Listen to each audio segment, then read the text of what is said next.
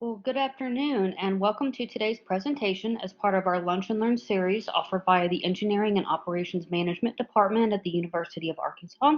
My name is Karin Hickenbotham, and am the Program Manager in the MSOM department. I'm happy to be your moderator today. I'd like to share that our department does offer 3 online degree options. We have a Master's of Science in Operations Management, Master's of Science in Engineering Management, and Management in Science and Engineering. We will be discussing more of these programs in detail after the presentation. So why don't we go ahead and get right to it. Today, I'd like to present our presentation by Dr. Robert Burke, from her days writing code in the Silicon Valley to her leadership in tech-based companies doing business globally to her support for a brand new scientific discipline. Dr. Robin Burke has been on the cutting edge of tech-driven change. She holds a PhD in artificial intelligence and an MBA in finance and operations, taught at West Point for over 7 years after the attacks of 9/11, and served as one of the chief scientists at a major R&D organization addressing complex decisions for national security and commercial sectors. We are also very lucky to have her as an instructor and colleague and our presenter for today. So I will go ahead and hand it over to Dr. Robin Burke. Everyone, please welcome our presentation. Fantastic. Suppose you work for a power company that's overhauling its transmission grid because you're adding some renewable power sources. You've got all the data on your existing plants. You know their generation capacity, the transmission capacity of the lines leaving each plant, and so on. You also have the estimated maximum power outputs of the renewable sources. Your job is to determine where to put the new plants and what additional transmission lines might be required to distribute power to all your existing and future customers. You probably want to base that decision on peak demand for power in various neighborhoods while keeping the overall cost of design, installation, and maintenance to a minimum. Or suppose you're in charge of ordering inputs to your company's manufacturing plant for a particular product. For each input, you have a list of suppliers and their bids, including transportation costs. You know the capacity of your warehouse to hold these materials, but your company is using just-in-time ordering to reduce the investment in materials inventory. However, running out of any input would be costly. So what do you order today? These are the kinds of problems for which engineers and operations management specialists use optimization techniques. Optimization allows us to make decisions that we calculate will result in the most efficient use of some resources and produce the best outcome. If we're designing a system, we might focus on some performance characteristic like speed or reliability. If we're making supply decisions, we might want to reduce costs while ensuring that a given supply of some material is always available. If we're doing financial trading, we might maximize the risk-adjusted value of our investment portfolio, perhaps at the end of the day or at the end of the week. There are numerous methods for optimizing, but the underlying mathematical techniques, which have long been a rich area of research, share several things in common. First, the business or decision maker has some goals to attain. Second, there are variables that are within the decision maker's control that form the basis for the approach they will take to try to reach that goal. And third, there are often business rules or constraints on the values that one or more of those variables can be allowed to take. Optimization is a powerful tool for operations management. So before I talk about its limitations, here are just a few of the optimization and decision methods that OM professionals have in their toolbox. Linear programming is used to maximize or minimize the value of a linear function subject to one or more linear constraints. On this slide, the objective function we are trying to maximize is the value of 8x plus 5y. The feasible region, the gray area, is the range of values the objective function can take, which also meet the constraints. We use linear programming to choose the very best, i.e. the optimal value within the feasible region. Often we must optimize some decision variable in the context of many limits on other factors. Suppose you're in charge of logistics planning to move finished goods from your company's production line to distribution warehouses. You might want to minimize the number of truck runs required, but you must also plan within the regulatory guidelines about how heavy a load each truck can carry, how many hours a given driver can work in a shift, what the limitations are on your loading docks for how much can be put into a truck at a given rate, and so on. Nonlinear programming is a set of methods that are used when one or more of the variables or constraints are at a higher power. Integer programming, on the other hand, is used when the objective function's values, and possibly those in the constraints as well, must be in whole units. I'm a baseball fan, so I'm really suffering with MLB being shut down right now. But if I were to construct a fantasy team, one thing I couldn't do is have 2.5 pitchers, right? Pitchers only come in whole units. Network problems are common in sectors like transportation or the placement of plants. They reflect the fact that materials and people often move in various directions from central nodes, like warehouses or water pumping stations. Here, we want to decide the best shipments of some goods between various suppliers and stores based on the supply available at each source, the cost to ship per unit, and the demand at each store. And we're using two central warehouses or depots as intermediate transfer stations. This is a very typical network problem for optimization. As you can see, optimization gives us various ways to make rigorous, mathematically informed decisions. Sometimes, however, we face decisions that involve multiple things we want to maximize or minimize, but those factors are in tension with one another. The current SARS coronavirus 2 outbreak illustrates how hard it can be even to discuss the trade-offs involved in responses to the pandemic. Look at these objectives. Consider how they relate to one another and the difficult trade-offs among them that decision makers must resolve.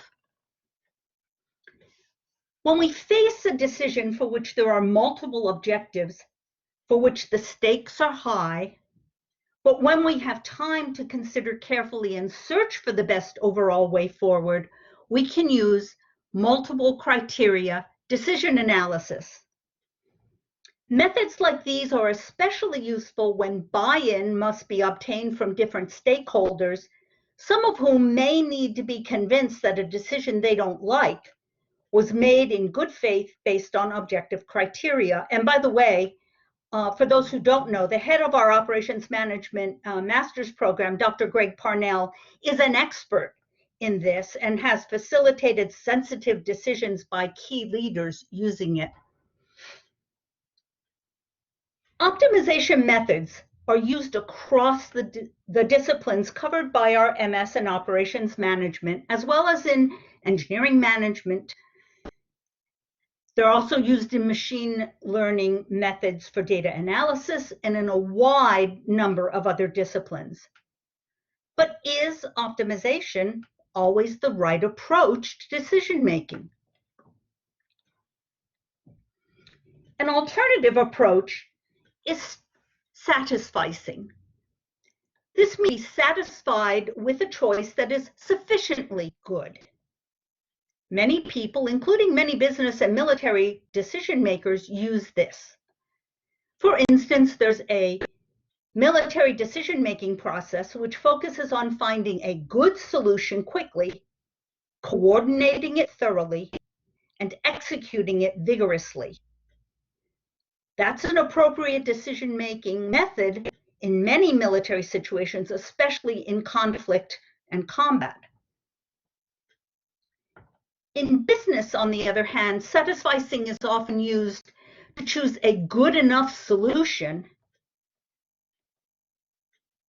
when our problems intuitively do not seem to be sufficiently impactful to warrant the additional time, expense, and uncertainty needed to produce an optimal answer. Okay. But are there situations in which both optimization and satisficing can produce highly unwanted negative effects? The answer is yes. And to understand when and why, we need to step back and look at our new understanding of complexity. At the height of the Cold War, DoD had a pressing problem.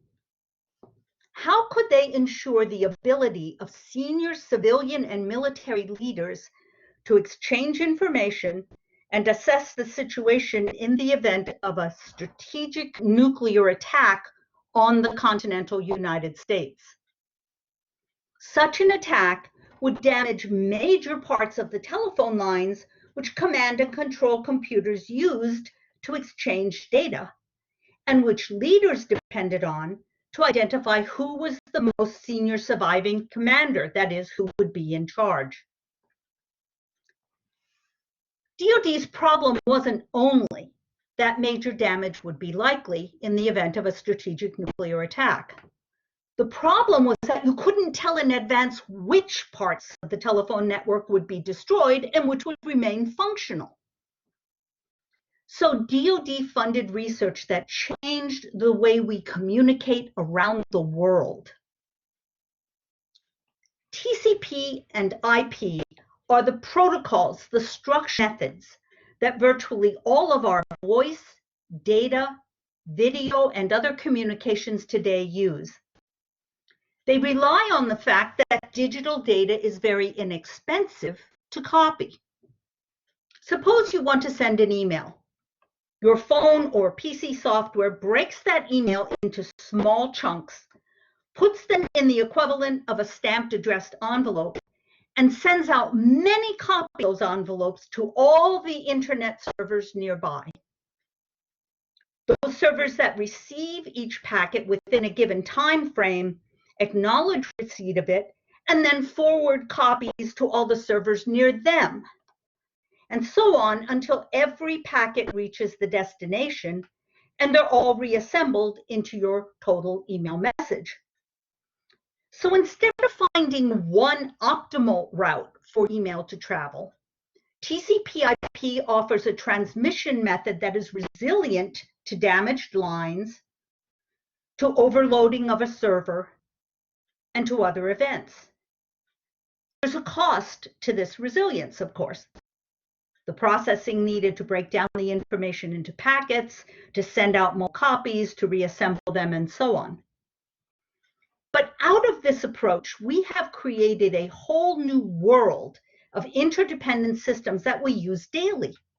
The World Wide Web, online banking, Amazon, FaceTime, smartphones, the Internet of Things, in which networks of sensors are used for manufacturing, plant safety, and for much more. Our use of these systems, however, creates precisely the circumstances in which optimizing is sometimes not the optimal thing to do.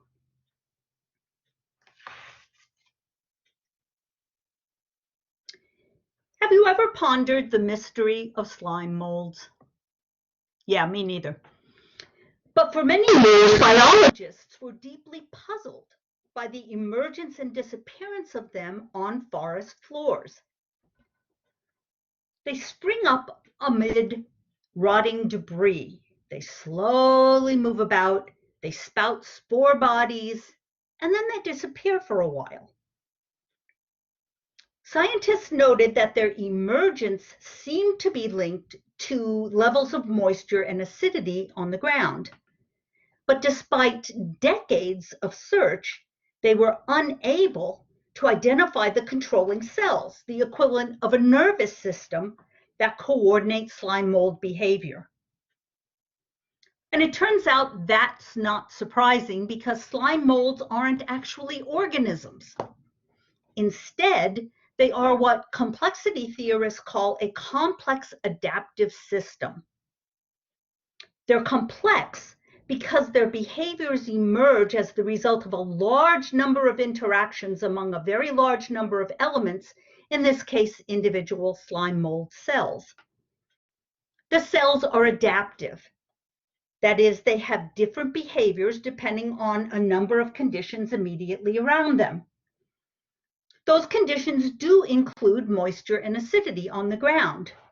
But note that as cells slowly move about seeking their ideal conditions, they come close to other cells, and those other cells affect that acidity and moisture in the environment. The result is a system, a set of things that interact so as to produce repeated behaviors. Complex systems exhibit behaviors that are often non-intuitive to us. You may have heard of the so-called butterfly effect, in which a small behavior like a butterfly flapping its wings allegedly could affect weather half a world away. That's a bit of an exaggeration. But complex chaotic systems do sometimes have very nonlinear, non-proportional behaviors in response to small changes. Sophisticated fluid dynamics equations can capture those behaviors in many cases.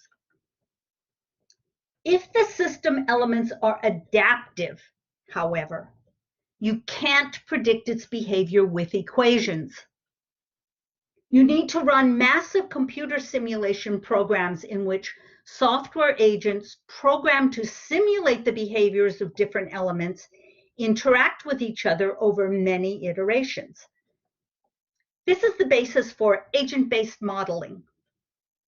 Depending on the system you want to model, the software elements might have a fixed set of response rules or might draw the responses to events from a probability distribution. In either case, it requires hundreds of thousands of interaction steps and often many more to get something resembling stable system behavior as a result of some initial configuration. Change the initial conditions in a small way, do it again, and you're likely to get different overall system behavior. When the elements of a complex system are adaptive, that is, when they can behave differently in response to what's going on around them, the resulting complex adaptive systems' overall behaviors are said to emerge from those complex interactions. They can't be predicted directly. And that means they can't be directly controlled. Because in order to control a system, the system's response to interventions must be predictable. If you want to control your car with a transmission and a steering wheel, you need to know that when you turn the wheel right, the car goes to the right. Let that sink in. What cannot be predicted cannot be controlled. Influenced, perhaps, but not controlled. Now, not everything that has a lot of elements is a complex adaptive system. If you take a can and fill it with water and you screw the lid on tight and you start applying heat, that can contains a very large number of water molecules. The added heat causes those molecules to move faster and faster, and they bump up against one another and they bump up on the side of the can. And if you're not careful, well, that's not really a good thing to do in our kitchens, right? But water does not form a complex system. The laws of thermodynamics from physics accurately predict just how much heat transfer is required to produce a given increase in pressure. The water behaves according to predictable equations in the aggregate and consistently over time. The whole is the sum of its parts. Complex adaptive systems, on the other hand, do not always behave according to predictable equations. In such systems, the whole is significantly bigger than the sum of its parts. And it has its own behaviors. And while we can sometimes develop statistical models for their probable behaviors based on many observations and simulations, such systems will occasionally surprise us deeply with their responses to seemingly modest events. Okay, slime molds are icky, but fireflies are much more appealing. Perhaps as a child, you tried to catch them when they flashed in the summer twilight. They're delightful. But in the mid-1990s, to then graduate student Duncan Watts, they also posed an interesting mystery. When the male fireflies in a local area like your backyard flash, they do so in a synchronized rhythm within a given group, which delightfully is called a sparkle of fireflies. Add a new firefly to the mix who was flashing at a different rate, and they'll soon be back in sync. But often at a rhythm that's neither the original one of the sparkle nor that of the newcomer. How does that happen? Watts wondered. What determines the new rate? Fireflies are not easy to study. For one thing, they won't flash in captivity. But Watts persevered, and the results lay the groundwork for a new insight regarding complex systems. It seems that fireflies form social networks, relationships that persevere and influence their behavior even when the flies involved are not physically close to one another. As a new fly is introduced into the sparkle, he and those near him begin to synchronize their flashing, but they're all moving rapidly out of physical proximity with each other before the synchronization completes. As they move, they begin to sync with the others that they find themselves close to, but those all keep moving. And eventually, even those that are far on the other side of the sparkle remain connected with one another. And finally, the whole thing synchronizes into a shared rate. Fireflies, it seems, form complex adaptive networked systems. Some complexity has network structure. With this crucial insight, a whole new discipline called network science emerged. Once we knew what to look for, we began to realize that complex adaptive network systems are all around us.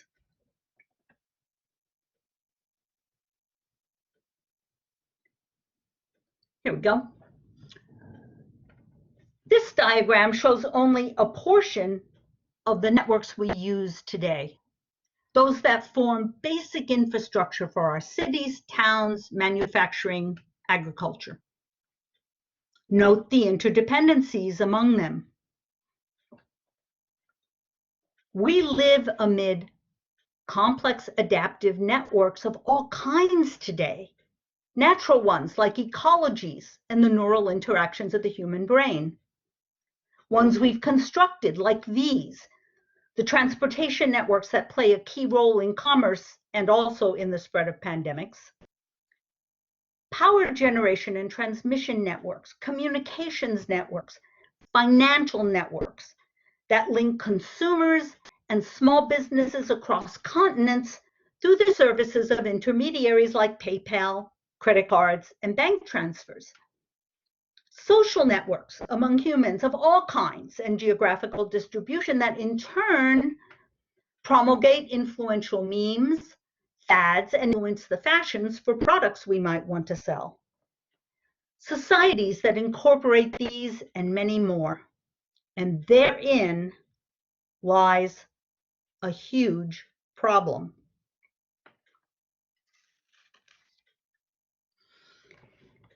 In 2003, bad weather caused several small power plants in the mountains of rural North Italy to go offline.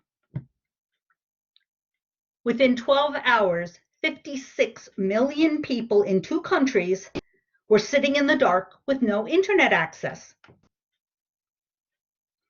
The blackout occurred shortly after Allied forces entered Iraq, many of them staging through southern Italy.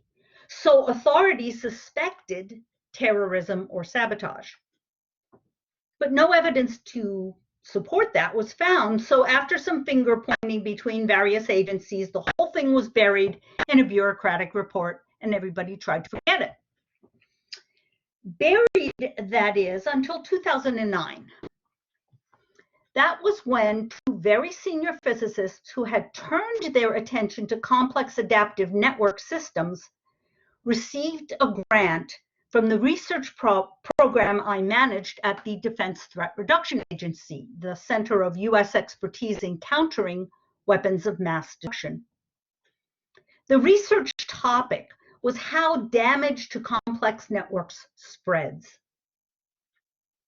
Chaos theoretician Shlomo Havlin and International Boltzmann Medal awardee Eugene Stanley decided to take another look at the data from the 2003 blackout, and they discovered a surprising new insight. Suppose I give you a network as a standalone system. It would be fairly easy for you to identify the elements or links between elements whose removal would most impact the network overall. One way is to damage a network node to which many other nodes are connected. If you damage that node, suddenly you don't have all those connections.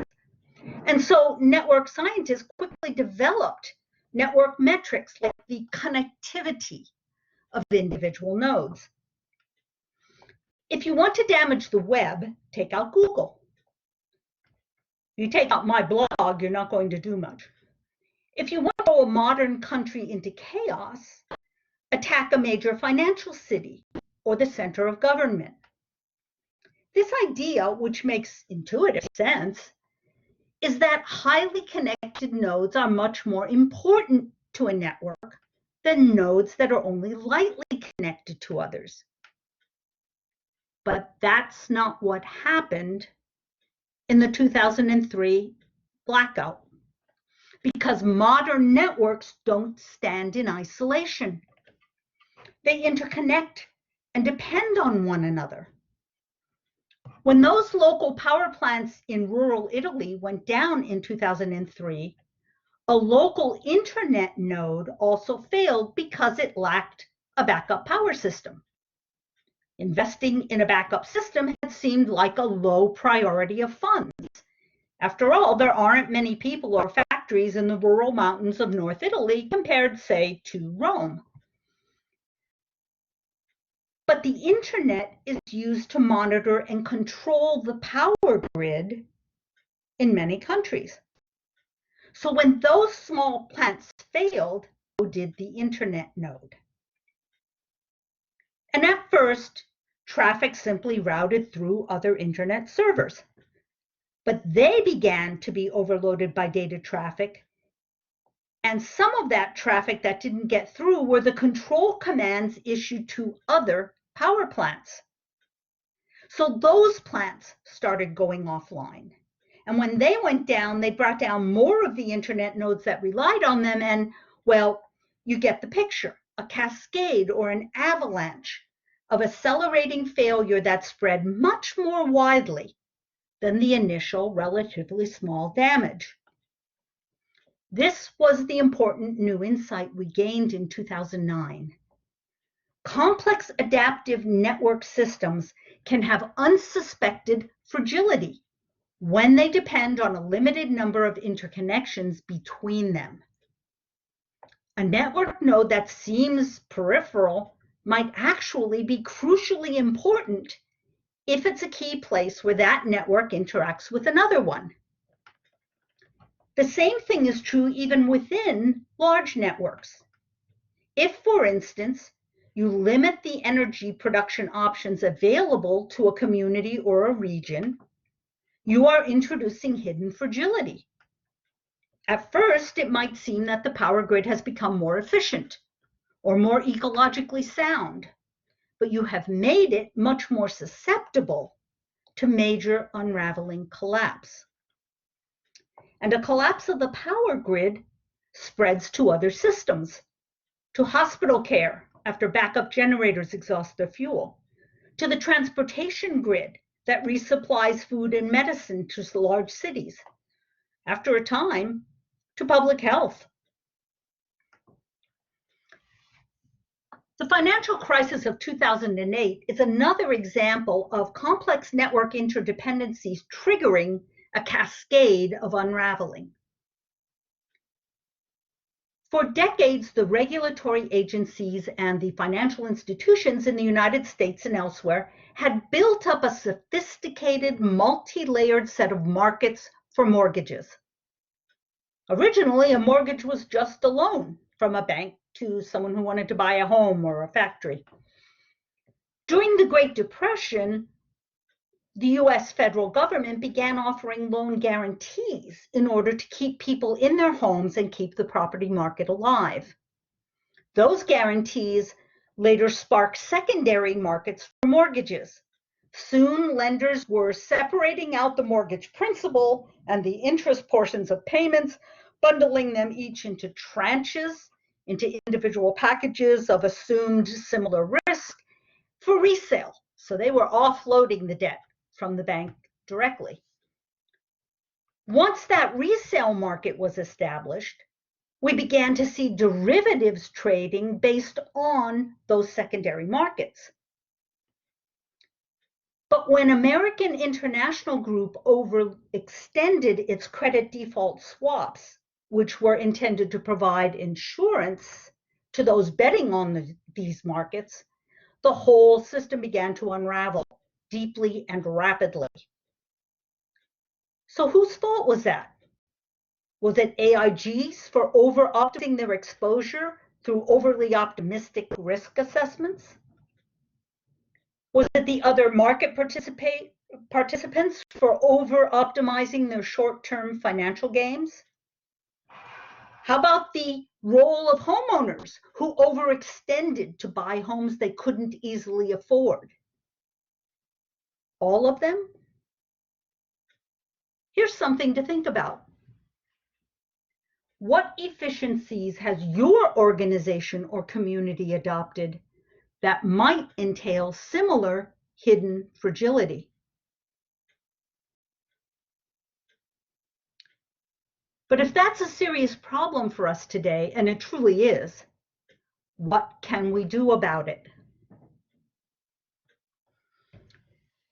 There are two opposites to fragility in complex network systems. The first is resilience, the ability to absorb damage without triggering a cascade of failure and unraveling.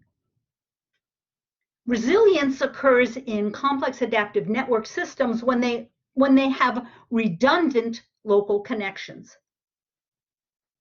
Our grandparents grew a few vegetables in the backyard if they didn't live on a farm. We rely on produce imported from several continents away. Our parents worked in jobs that were linked to other local and national companies in a local or national economy. But in the 1990s and 2000s, many industries and jobs moved overseas, making the dependence links between jobs here and those industries more fragile. And when jobs are fragile, so are local communities, economies, families, whole industries. If we look at nature, healthy ecologies host a variety of plant and animal species suited to the climate and terrain. If weather shifts or flooding occurs, some species might be affected, but the ecology as a whole can continue to thrive and adapt. Resilience requires local redundancy. When Hurricane Harvey struck Houston in 2015, the Army Corps of Engineers had to open control floodgates on 2 major reservoirs nearby. Now, Houston is a low-lying city with residential areas, stockyards, and petroleum processing facilities. As the waters rose, they began to be polluted with human, industrial, and animal waste.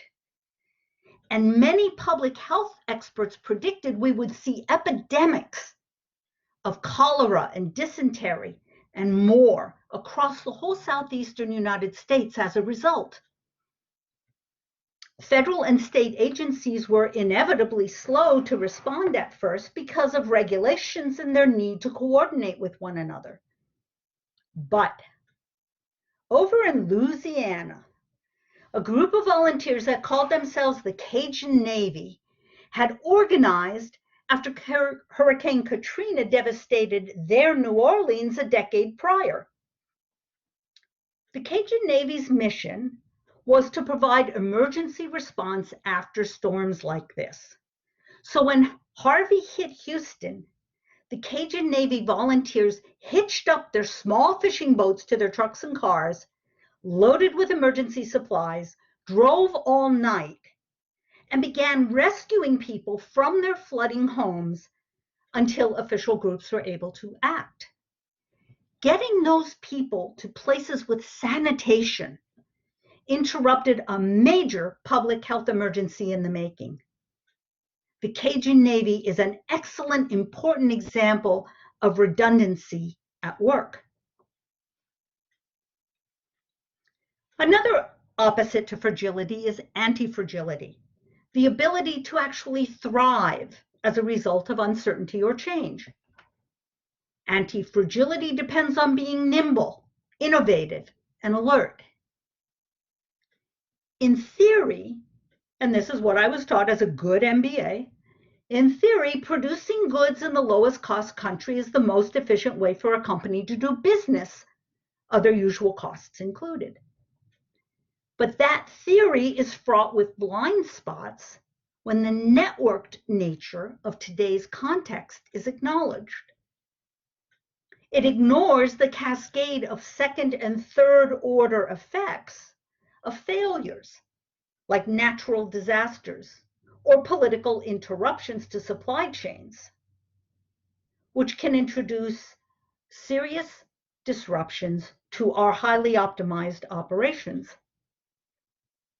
To make companies and communities anti-fragile requires first making them resilient. And resilience requires some degree of inefficiency in the form of local and regional redundancies and diverse approaches to various operational needs. Right about now, you may be thinking that this is all well and good for senior executives to know, but those decisions are way above my pay grade. But think about that insight from the Italy blackout. Sometimes a crucial vulnerability or a useful new opportunity lies hidden in seemingly modest observations. You may be ideally placed to notice information that could be a key resource for anti-fragile responses to events your company or organization cannot control.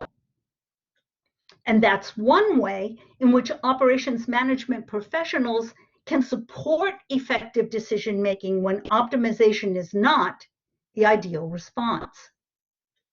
As an OM professional, you can and should use optimization to support decisions under conditions of relative stability. But you can do more. You can help your organization by calling attention to possible sources of hidden fragility and possible steps decision-makers can take to reduce it. The first thing you can do is to identify key resources that multiple business functions depend upon. If those resources do not have redundant backup, that's a potential problem. We've all had the frustrating experience of waiting a long time for some overworked clerk down in HR or accounting to process a paperwork backlog. If he or she becomes ill, are other employees trained and ready to step in? More dramatically, if an event like 9/11 happens and major company offices are damaged, does your company have backup facilities already in place? Now, those might seem obvious, and probably your organization has already planned for such events. But if not, keep in mind that the answer doesn't need to be a big corporate level investment in major redundancy. A good backup power generator and some stored fuel for one relatively modest internet server would have saved 56 million people in 2 countries some major hassles in 2003. The Cajun Navy is a couple dozen people with small fishing boats and some boxes of supplies in their garage. And they saved us from some serious health threats. Are there places where your supply chain or your military logistics pipeline depend on a limited resource that is critical for other functions as well? Has that been adopted? Has that been identified as a source of hidden fragility for operations?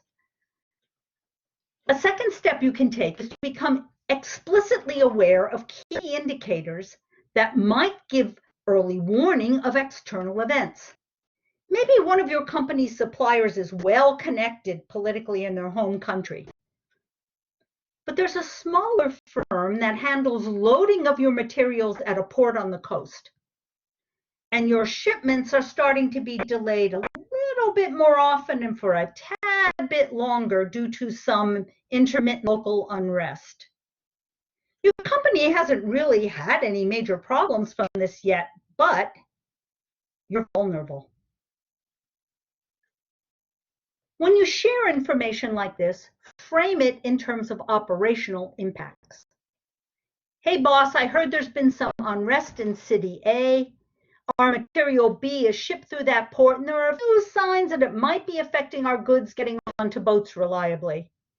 I don't see that we have a backup supplier already under contract, and there is no other port we can use in that country. We'll run out of our production needs in 2 weeks. Now your boss or other decision makers can investigate to shift to a backup supplier, reroute those goods through a different port or country, or do both. Optimization is absolutely an optimal thing for OM professionals to do, except when it's done without awareness of the way in which today's complex network systems entail hidden vulnerabilities. Fortunately, you can be part of the solution to that too. Thank you. Thank you very much, Dr. Burke. We will have time for questions. You can type your questions in the chat session. We already have our first question from Mr. Jim Bergen, another MSOM instructor.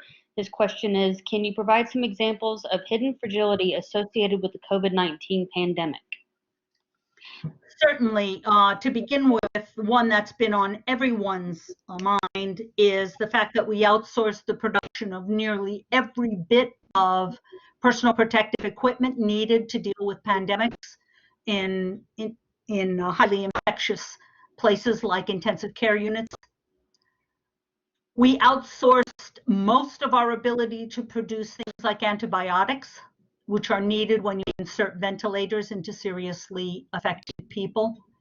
And where we do still have some production capability for antibiotics, we outsource the production of nearly all of the inputs into them. Another example of hidden fragility was the decision that many states like California and New York made a decade ago to no longer maintain major stockpiles of these expensive items, which do decay and need to be replaced regularly. That became a hot button politically in New York State, which is where I live, with the governor demanding 30 to 40,000 ventilators be produced almost immediately as a result of decisions that were made a decade before to go to a triage model instead. There are many other examples. Okay, well, while we wait on some more questions to come in, we want to go over, we do offer a Master's of Science in Operations Management. It is a 100% online degree program, or we do have live classes for those who live locally here in Northwest Arkansas. It's in-state tuition for everyone around the globe. We have 10 graduate course programs, which equal 30 hours. There are 4 prerequisite classes that may be required, contingent on previous coursework. We have 5 8-week sessions per year. We pair our master's program with graduate certificates with no extra hours required. There is no GRE or GMAT required with the 3.0 or bachelor's GPA, and the total program cost is $12,000 to $15,000. Now, a special announcement during the COVID-19, we are effective for summer and fall 2020 terms. At this time, we are waiving the GRE for applicants with a 2.5 to a 2.99 undergraduate GPA. Applicants with above a 3-point GPA is automatically waived for any term. Once the GRE testing centers resume operations, the standard admission requirements will go back into full effect. So we do have another question coming in from another one of our own, Rich Ham. Could you give your perspective on the relationship between resilience, recover, and response, and how those are used in a mitigation measure? I can give qualitative perspective. Quantifying this is a place where we really need to begin to do significantly greater quantitative research. In general, the more resilience in a system, the less time it takes to recover. And the reason for that is that our large network systems can temporarily decouple into regional networks that continue to function well if we take some resilience at the local level. So I live in an area where there are a bunch of family-owned farms, and there are roadside vegetable places, and so on. If I'm only dependent on my supermarket for food, I'm in trouble. If I build a relationship with the local farms, maybe a group of us go and buy regularly, or we establish a community farming program with them, then if there is a natural disaster or some other effort that, or some other event that impacts the ability of food to be picked in California and shipped across the country or unloaded in the docks in New Jersey, I still have a food source. And so my community can continue to keep functioning. And that means that we're less likely to have those second and third order effects. Businesses don't have to shut down. We don't have the public health impacts and so on. That means that recovery, in turn, can focus on the primary problems and not have to be catching up with this avalanche of unraveling that's going on in second and third order effects. And I think that that's an important thing to take into account when we ask, how do we mitigate? Because when we evaluate where to put our limited funds and effort in potential mitigation, one question is, where do we have healthy regional areas that are functioning? Regional being used metaphorically and not necessarily geographically. Good. We have another question coming in from our director, Dr. Greg Parnell. Ask, are there any good books to help us and our families become more resilient? I will do a small pitch. I wrote a small book. It's available on Amazon, and it's also available. Bookstores can order it. It's called Check Your Connections: How to Thrive in an Uncertain World. I wrote it because I didn't have anything else I could bring into seminars, talks, and discussions I was doing with various organizations. And what I've done in that book is to take the take the insights from network science and translate them into a very simple graphical approach, a step-by-step approach that families, businesses, decision makers can use to identify the next best steps in creating greater resilience and anti-fragility for themselves.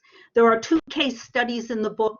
One is a business executive who faces a difficult decision. The other is a family that's trying to plan for emergency preparations with a limited budget and time.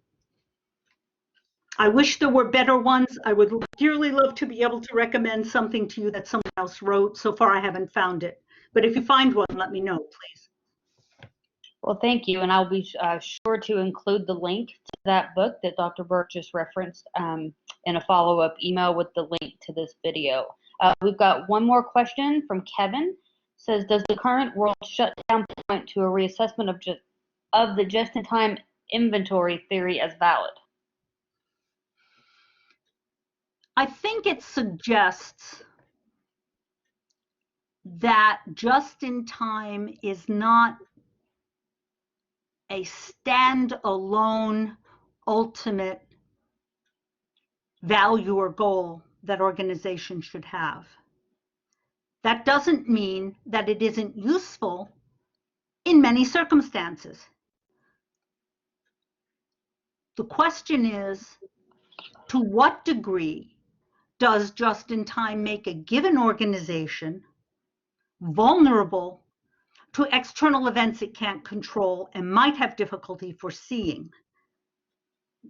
That's one reason that I really like the example of the Cajun Navy, because they weren't replacing federal and state disaster response, but they served a really important short-term mitigation role. So my suggestion is that as we think about the effects of just-in-time for a given organization, that we look very, very seriously at this issue of hidden fragility in our network relationships. And that does mean, to some degree, to mitigate the efficiency or to balance the efficiency of just-in-time with these risks which were not recognized and therefore were not factored into the evaluation of how much benefit we get from keeping, say, a given level of inventory or reducing the number of suppliers we depend on. Okay, well, thank you. And I think Jennifer posted the link to the book on Amazon that was referenced earlier. We've got a few more minutes for any other questions that might want to come in if you want to type them down in the chat. But meanwhile, I'd like to share that we do also offer 3 graduate certificates that you can earn separately from a master's degree or standalone. There's no additional coursework required. The GPA is a 2.5 or better. There is no GRE or GMAT test required for this. And we have project management, we have Lean Six Sigma, and Homeland Security, all very, very popular. Our next webinar is going to be May 28th, 2020. It's called Maintenance Isn't Just About Grease Under Your Fingernails. It's presented by Mr. Jim Bergen. Document maintenance is becoming a bit of a challenge. Couple that with everyone in your office putting things on the internet or the cloud without where only they can find the file. And they just got sick, or better yet, got quarantined. So maintenance is a broad concept, and this webinar is just to get you thinking about maintenance in a very different way. You can register on our website today. I think we have one more coming in. So Jennifer just commented that she had gotten Dr. Burke's book before current events and found it very helpful in preparations that she put in place and have made her family situation considerably less fraught. Well, thank you for that, Jennifer. We appreciate that. Thank you. And I must say that I'm looking forward to Jim Bergen's next webinar, because I suspect we are thinking in similar lines. I believe so. There's going to be a lot of content coming out of our current situation. Well, Dr. Burke, we want to thank you very much for your presentation today. Very much enjoyed it. For more information about our flexible degree program options or information on this webinar, you can email me, Karen Hickenbotham, or visit the operations management at uark.edu. The video from today's webinar will be available from our website within about a week. Registered participants will receive an email with the video link as well as a link to Dr. Burke's that was referenced during this webinar today. We hope to see you online next month, and if you have any questions, please feel free to reach out to us. Dr. Burke, thank you very much again. My pleasure. Thank you all for coming. Thank you, everyone. Stay healthy, stay safe.